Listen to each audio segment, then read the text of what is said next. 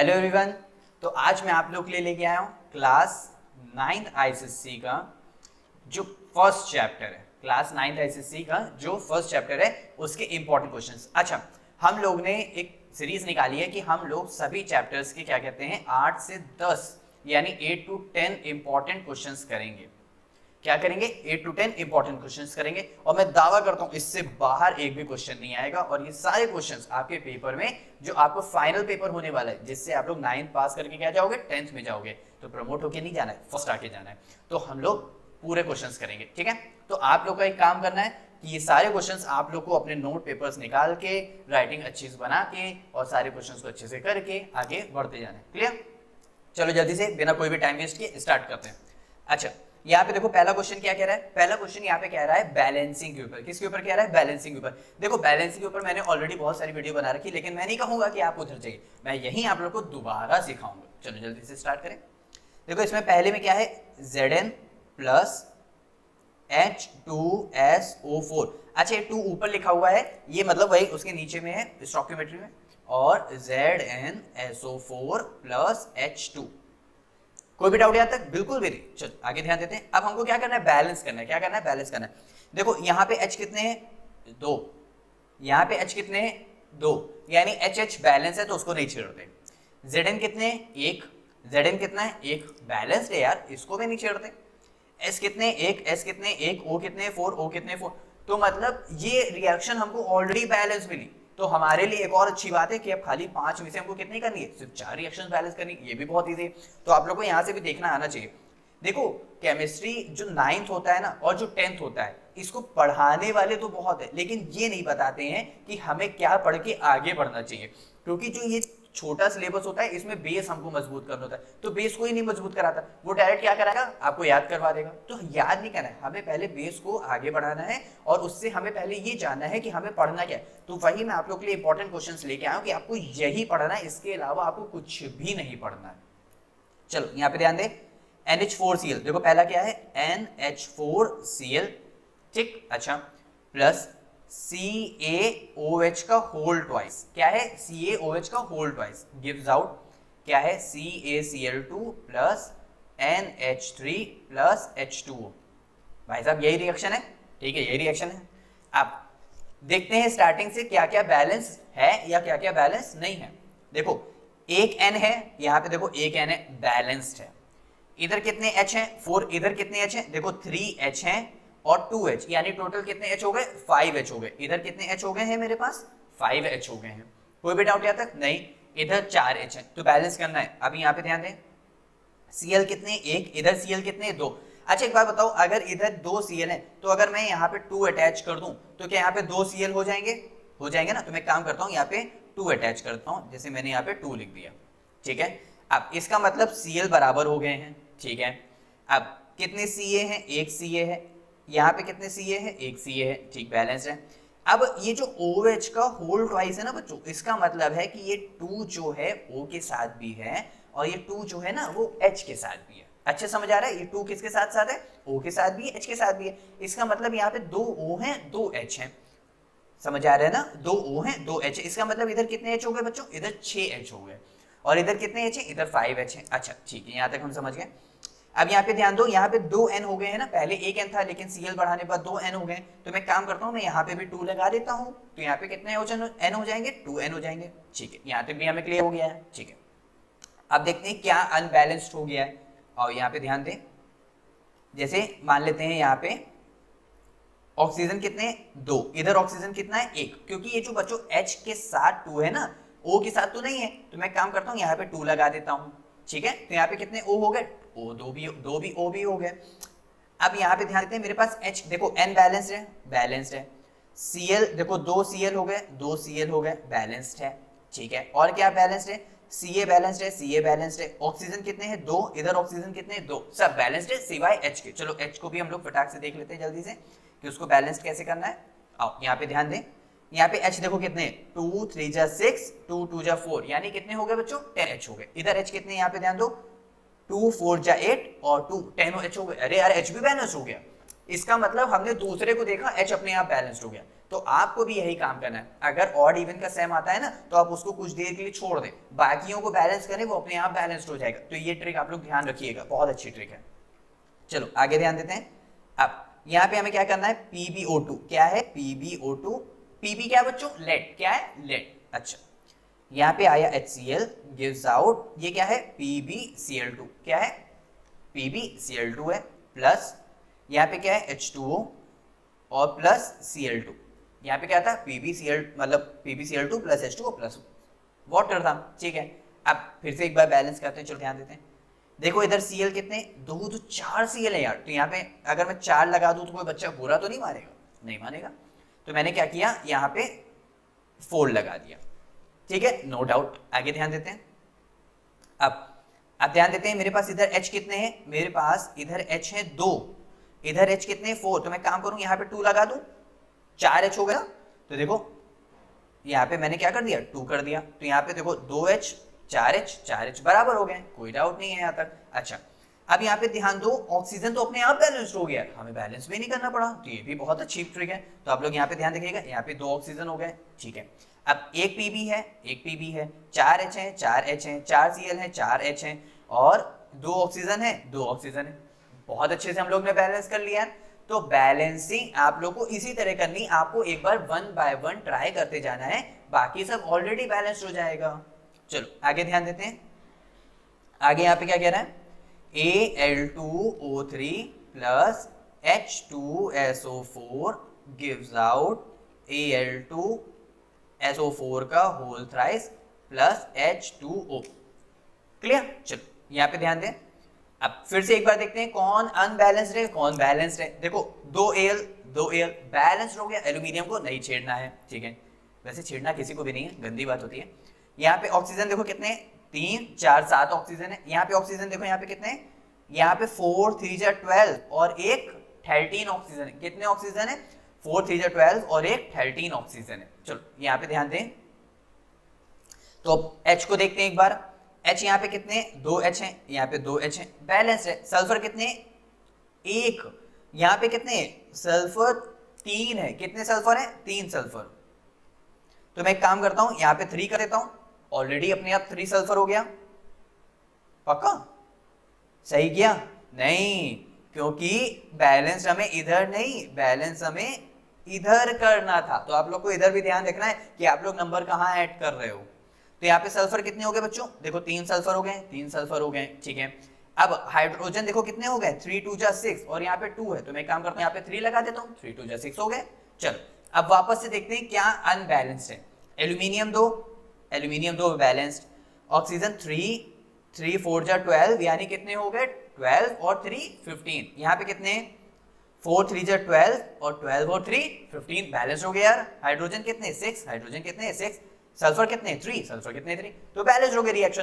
तो बहुत इजी, हम लोग ने बहुत अच्छे से बैलेंस किया। मैं आपको दाव लिख के दे रहा हूं कि इससे बाहर पेपर नहीं आएगा अगर हम लोग ने ये सारे चैप्टर्स के ऐसे ही 8 से 10 इंपॉर्टेंट क्वेश्चंस अगर लगा लिए तो। लेकिन हाँ, ईमानदारी से लगाना यार। अब आप लोग का काम ये है कि आप लोग को ये रिएक्शन बैलेंस करके बतानी है कि सर हमारी रिएक्शन बैलेंस हो गई है। आप लोग कमेंट सेक्शन में बताना, ठीक है, अभी नहीं, बाद में। चलो आगे ध्यान देते हैं। अब देखो, अब इसमें क्वेश्चन आया है किसके ऊपर, वैलेंसी के ऊपर। किसके ऊपर आया है, वैलेंसी के ऊपर। चलो इसको भी जल्दी से देख लेते हैं। पहले पूछ रहा है व्हाट इज वैलेंसी। आओ इधर पास आओ, ध्यान से सुनना, इधर उधर मत देखो, ध्यान से सुनो।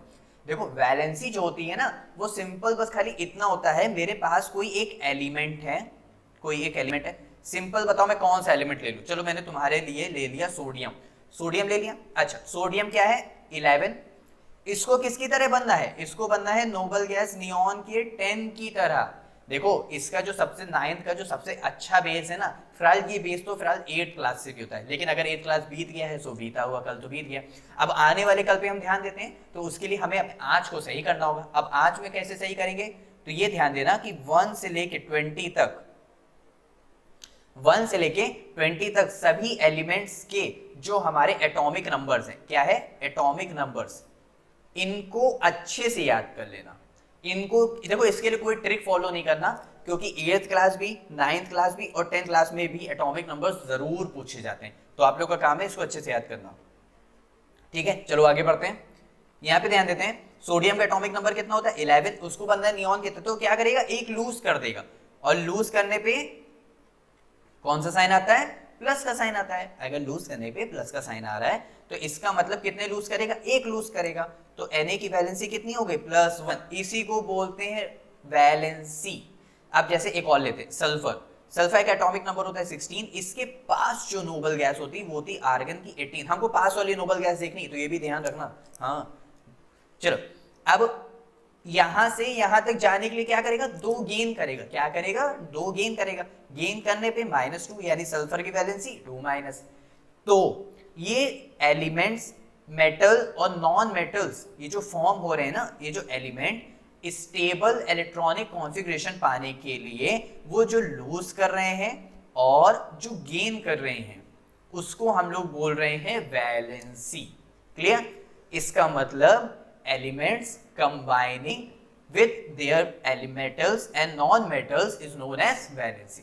ठीक है, या फिर मैं ये भी कह सकता हूं either lose or gain electrons is known as valency to stable attain noble gas configuration। बस अब वेरिएबल वैलेंसी की टर्म क्या होगी, वेरिएबल वैलेंसी में भी इतना होता है, बस उसमें ये मतलब है कि जो मेटल है वो मोर देन 1 इलेक्ट्रॉन लूज करे। क्या करे, जो मेटल है वो लूज करे मोर देन 1 इलेक्ट्रॉन। जो हमारा जो मेटल है वो मोर देन, या फिर जो नॉन मेटल है वो मोर देन 1 इलेक्ट्रॉन लूज करे तो वो वेरिएबल वैलेंसी कहलाता है। बस आपको वैलेंसी अच्छे समझे। चलो आगे ध्यान देते हैं, अब कुछ वैलेंसी के हम लोग एक बार क्वेश्चंस कर लेते हैं। अब जैसे यहाँ पे बताना है हमें, ध्यान देना, यहाँ पे ध्यान देना, NaCl क्या है, NaCl हमें यहाँ पे इसकी वैलेंसी बतानी। अच्छा एक बात बताओ, जो अब इतना ध्यान रखना, जो भी कंपाउंड हमको मिलेगा, जैसे अब एक ट्रिक बता रहा हूँ, ध्यान रखना। जैसे मान मेरे पास क्या है यहाँ पे NaCl है। अच्छा अब NaCl देखो, जो कंपाउंड हम लोग को भगवान की तरफ से मिलेगा, टीचर की तरफ से मिलेगा, पेपर में मिलेगा, वो कंपाउंड हमेशा स्टेबल होगा। क्या होगा, स्टेबल होगा।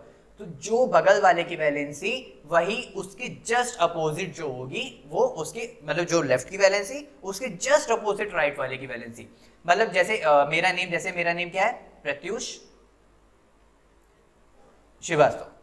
ठीक है, अब यहाँ पे क्या होगा, पहले हम लोग क्या लिखते हैं, सरनेम लिखते हैं ना, तो वैसे ही IUPAC मतलब जो जिसने नेम बनाया है वो भी ये बताता है कि सबसे पहले आप लोग को पॉजिटिव की नेमिंग करनी है, फिर निगेटिव की नेमिंग करनी है। ठीक है, इसका मतलब जो पहले वाला होगा वो मेटल होगा और जो दूसरा वाला होगा वो नॉन मेटल होगा। सोडियम की वैलेंसी अभी हम लोग ने +1 देखी थी, तो उसके बगल वाले की क्या होगी, -1 यानी Cl। अब अगर आप लोग कहोगे कि एक बार सर मेथड से बता दीजिए, मेथड से बता देते हैं। देखो सोडियम होता है 11, एक इलेक्ट्रॉन लूज करेगा तो Na+ बन जाएगा। क्लोरीन होता है 17, वो एक इलेक्ट्रॉन गेन करेगा तो -1 बन जाएगा। तो ये रहा Na+1 और ये रहा Cl-1, तो क्रॉस मल्टीप्लीकेशन होगा, कैंची चलेगी तो NaCl बन जाएगा। 1 लिखूं या ना लिखूं कोई फर्क नहीं पड़ता, तो NaCl हो जाएगा। अच्छे समझ आया। चलो अब CaCl2 को कर देते हैं, CaCl2, एक क्लोरीन पे -1 चार्ज, 2 क्लोरीन पे -2, बगल वाले पे न्यूट्रलिटी बराबर करने के लिए +2 आएगा ही आएगा। बहुत इजी था। चलो एक बार देख लेते हैं कैसे किया।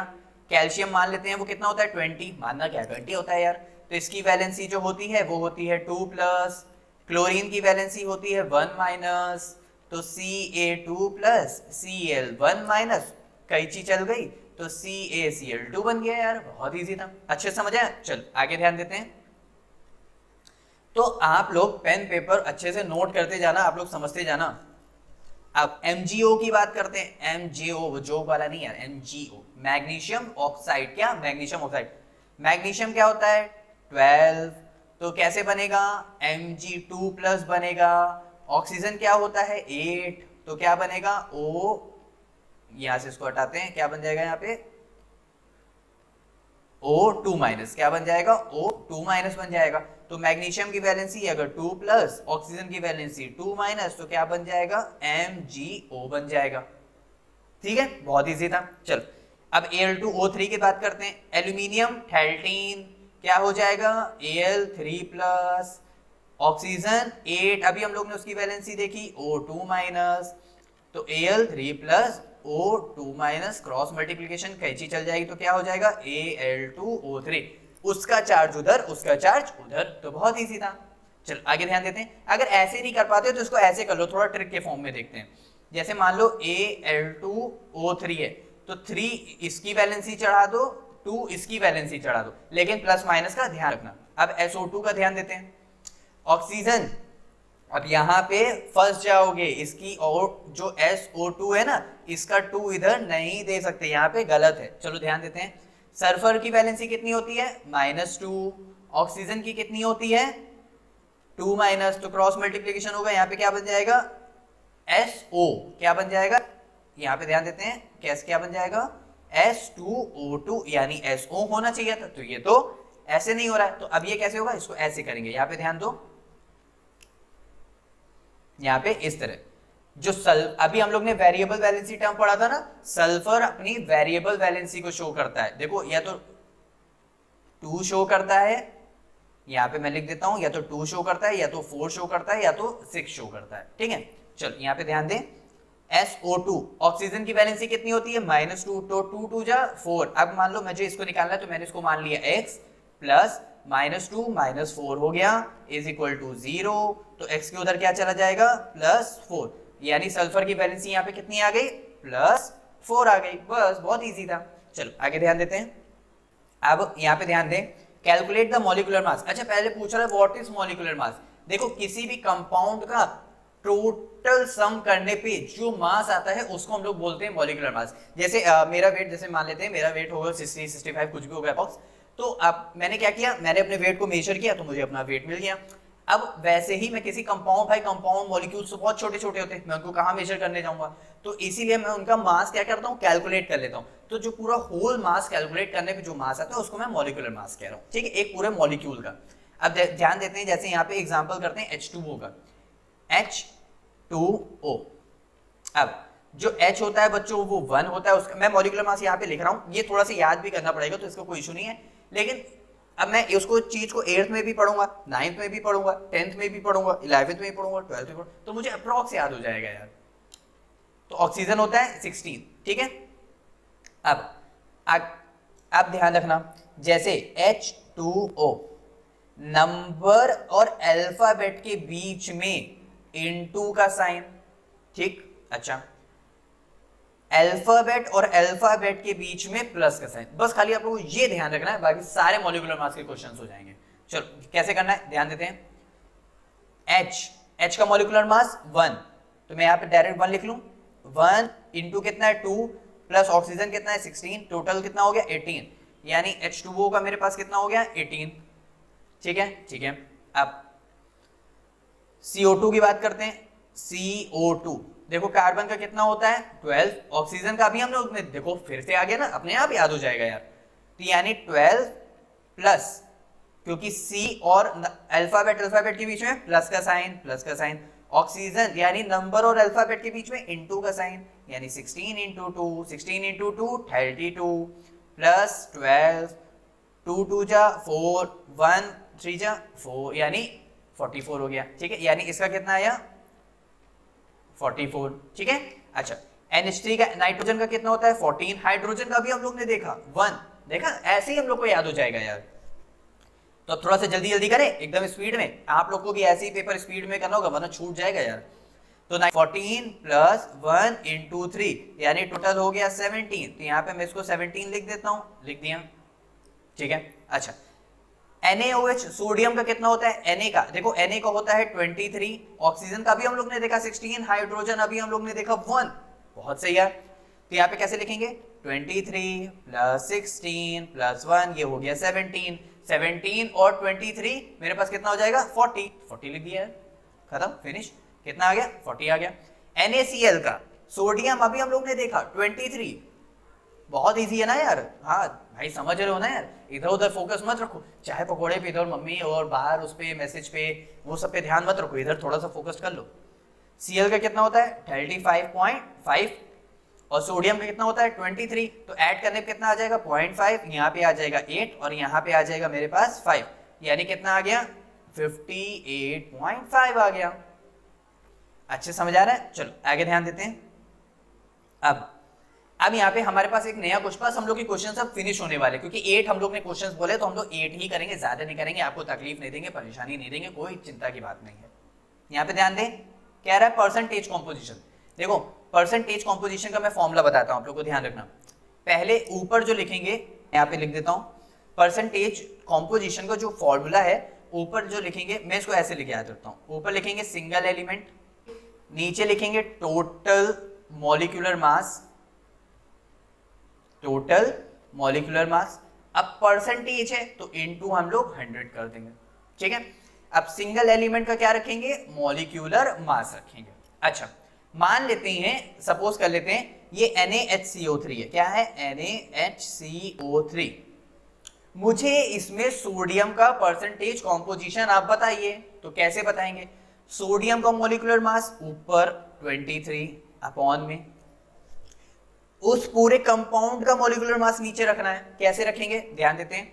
सोडियम का अभी हम लोग ने देखा 23, हाइड्रोजन अभी देखा 1, कार्बन भी अभी देखा था यार 1, क्या बात ब्रो, क्यों नहीं देखा, अभी देखा था। ऑक्सीजन का 16 इंटू 3, क्योंकि अल्फाबेट और नंबर के बीच में प्लस का साइन, यानी 16 इंटू 3 कितना हो जाएगा 48। मैं यहाँ पे कितना लिख दूं, 48 लिख दूं, कोई डाउट नहीं, ठीक है। अच्छा, अब चलो फटाक से इसको ऐड कर लेते हैं। ये हो गया 24, तो ये हो गया 24 प्लस 12 कितना हो जाएगा मेरे पास, ये हो गया 6, ये हो गया 3, अब प्लस 48 भी ऐड कर लेते हैं, तो 16, ये कितना हो गया 14, 4, 7 और हो गया 8, यानी कितना हो गया मेरे पास, टोटल हो गया 84। तो मैं यहाँ पे नीचे रख देता हूँ 84 इंटू में क्या कर दूंगा 100 कर दूंगा। तो आप लोग सिंपली इसको सॉल्व कर सकते हैं। इसका जो आंसर आएगा वो हमारा परसेंटेज कॉम्पोजिशन आएगा ऑफ सोडियम। इसका मतलब बच्चों कि ये जो कंपाउंड है, इस कंपाउंड के अंदर सोडियम कितना परसेंट प्रेजेंट है, तो आप वो बता सकते हो। अब जैसे बड़े बड़े साइंटिस्ट लैब होते हैं ना, तो उनके पास क्या होता है, बहुत सारे एक्सपेरिमेंट वाले होते हैं ना, तो उनके पास भी ऐसे ही बहुत सारे कंपाउंड्स होते हैं। तो आप किसी भी साइंटिस्ट के पास जाओ, उससे बोल दो मैं बता सकता हूँ कि इसके अंदर ये कितना परसेंट प्रेजेंट है। आपके स्कूल में प्रैक्टिकल्स होंगे तो आप लोग बता सकते हो इसके अंदर कितना परसेंट प्रेजेंट है। आप परसेंटेज कॉम्पोजिशन से चुपके से निकाल लो, बता दो इसमें ये प्रेजेंट है, वो चौंक जाएगा, अरे आपको कैसे पता, समझ आया ना। चलो आगे ध्यान देते हैं। तो अब बात करते हैं CuSO4.5H2O। देखो CuSO4.5H2O, ठीक है। अच्छा, अब मुझे इसका निकालना है। अब मैं कॉपर का मास लिख देता हूं, कॉपर का मास, यहाँ इसका भी मॉलिक्यूलर मास फाइंड कर लेते हैं। अब मान लेते हैं मुझे इसमें किसका मॉलिक्यूलर मास फाइंड करना है, मान लेते हैं मुझे परसेंटेज कॉम्पोजिशन फाइंड करना है कॉपर का। किसका फाइंड करना है, कॉपर का। तो कॉपर का जो मैं यहाँ पे लिख देता हूँ, जिसका मॉलिक्यूलर मास होता है वो बच्चों होता है 63। कितना होता है 63। मैं अप्रॉक्स 63 ले लेता हूँ, होता तो 63.2 है, मुझे उससे कोई मतलब है। तो मैं काम करता हूँ 63 को ऊपर लिख लेता हूँ, क्योंकि सिंगल एलिमेंट का मॉलिक्यूलर मास ऊपर, नीचे टोटल कंपाउंड का परसेंट है तो इंटू 100। तो अब निकालते हैं, यहाँ पे ध्यान देते हैं 63 प्लस सल्फर का बच्चों कितना होता है, सल्फर का होता है 32, ध्यान रखना। तो 32, ऑक्सीजन का 16, अभी हम लोग ने देखा 16 4 जा 64, तो यहाँ पे 64। अब ये जो प्लस, ये जो डॉट है, ये क्या बता रहा है, ये बता रहा है बच्चों, ये जो CuSO4 है ना, ये 5 वाटर मॉलिक्यूल से घिरा हुआ है, H2O H2O H2O H2O H2O ऐसे घिरा हुआ है। तो यहाँ पे इसको ऐसे लिख लें 5। अब ये 5 किसके साथ है, H2O के साथ है ना, तो मैं इसको काम करता हूँ 1 इंटू में 2 प्लस 16 में ऐसे कर देता हूँ, ठीक है, कोई भी डाउट नहीं। चलिए यहाँ पे ध्यान देते हैं, इसको ऐड कर लेते हैं जल्दी से। तो ये कितना हो जाएगा 5 और ये कितना हो जाएगा 95 प्लस 64, इसको ऐड कर लेते हैं। ऐसे कितना हो गया 9 और 9 में 6 जोड़ेंगे तो कितना हो जाएगा 15, 159 प्लस। देखो मैं आप लोग के सामने एक एक स्टेप से ऐड कर रहा हूँ, तो आप लोग भी प्लीज एक एक स्टेप से ही ऐड करिएगा, क्योंकि जरा सी भी कैलकुलेशन गलत होगी तो आपका क्वेश्चन वहीं पे गलत हो जाएगा। आप इतनी मेहनत से फिर कैलकुलेशन करके परसेंटेज निकालेंगे तो वो सब गलत हो जाएगा। प्लस अब यहाँ पे टोटल कितना हो जाएगा 5 इंटू में 18 कितना हो जाएगा, तो 5 8 जा 40, हासिल गया 4, यानी हो गया 90।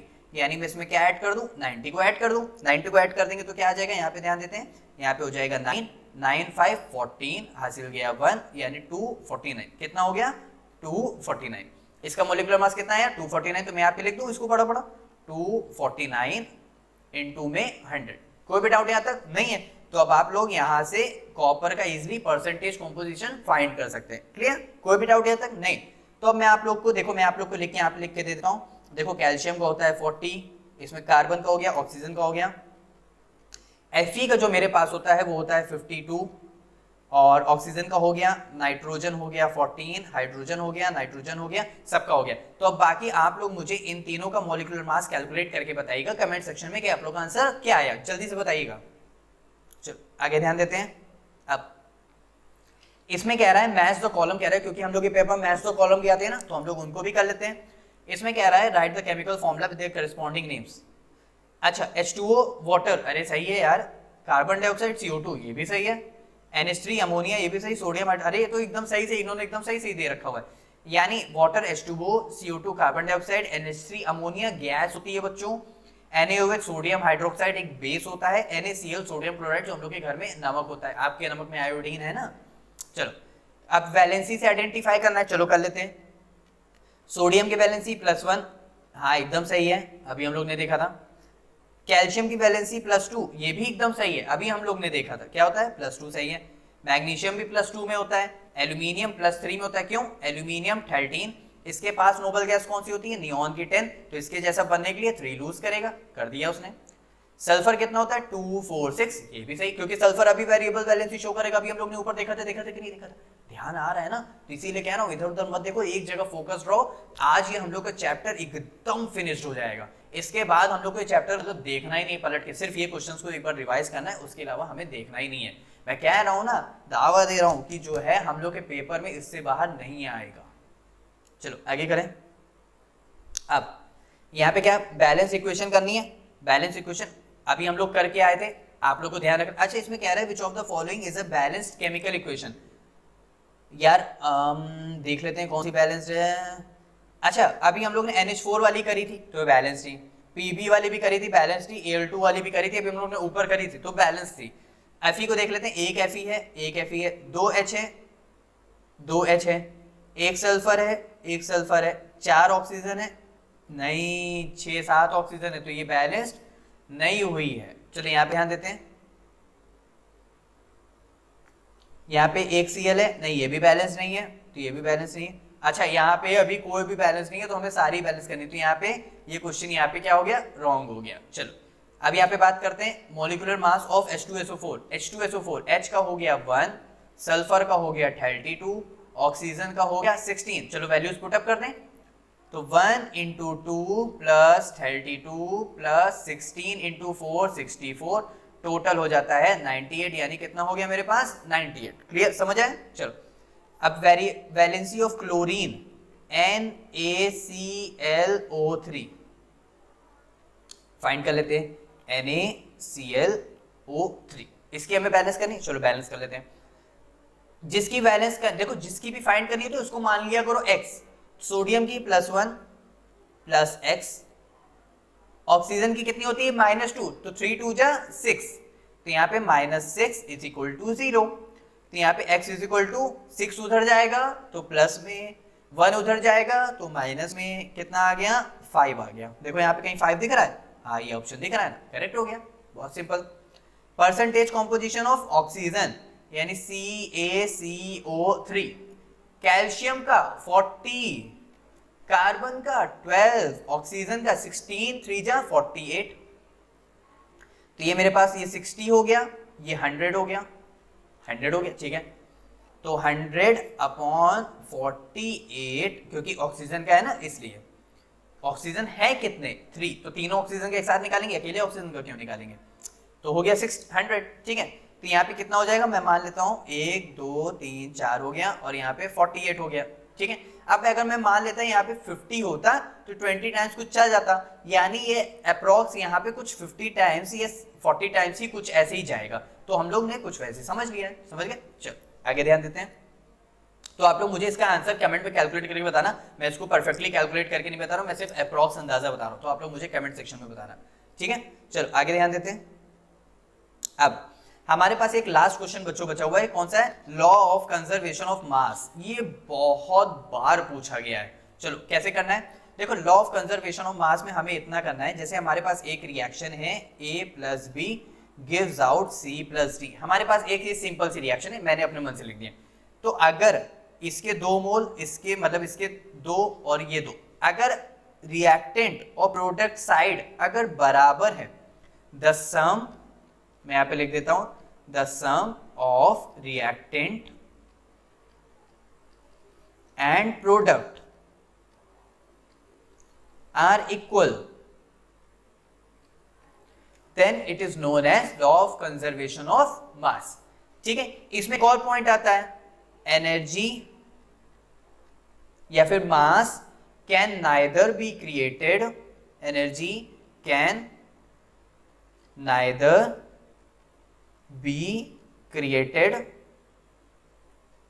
नॉर बी डिस्ट्रॉयड, यानी एनर्जी ना बनती और ना ही कभी खत्म होती। ये भी लॉ ऑफ कंजर्वेशन ऑफ मास कहता है। क्लियर? तो ये कुछ पॉइंट्स थे लॉ ऑफ कंजर्वेशन ऑफ मास के। अगर एग्जांपल की बात कर लें तो चलो एक एग्जांपल में आप लोग को एक रिएक्शन लिख के दिखाता हूं। जैसे मान लो मैंने यहाँ पे रिएक्शन लिखी Zn प्लस H2SO4, यही जो ऊपर बैलेंसिंग लिख रहे थे मैंने उसी में से लिख दिया, प्लस यहाँ पे क्या बन जाएगा ZnSO4 प्लस H2। देखते रिएक्शन बैलेंस नहीं, अगर बैलेंस होगी तो ये लॉ ऑफ कंजर्वेशन ऑफ मास को फॉलो करेगा, क्योंकि रिएक्टेंट और प्रोडक्ट साइड क्या होनी चाहिए, बराबर होनी चाहिए। एक Zn, 2H, 2H, एक S और 4 यानी ये लॉ ऑफ कंजर्वेशन ऑफ मास को फॉलो कर रहा है। क्लियर? तो अब मिलते हैं हम लोग नेक्स्ट वीडियो में नेक्स्ट चैप्टर के साथ। क्लियर? अब हमारा नेक्स्ट चैप्टर कौन सा है, केमिकल रिएक्शंस। तो मिलते हैं उसके इंपॉर्टेंट क्वेश्चंस के साथ। और मैं फिर कह रहा हूं ये 8 से 10 क्वेश्चन अगर हम लोग ने लगा डाला तो लाइफ चिंगाना। मिलते हैं नेक्स्ट वीडियो में, बाय बाय।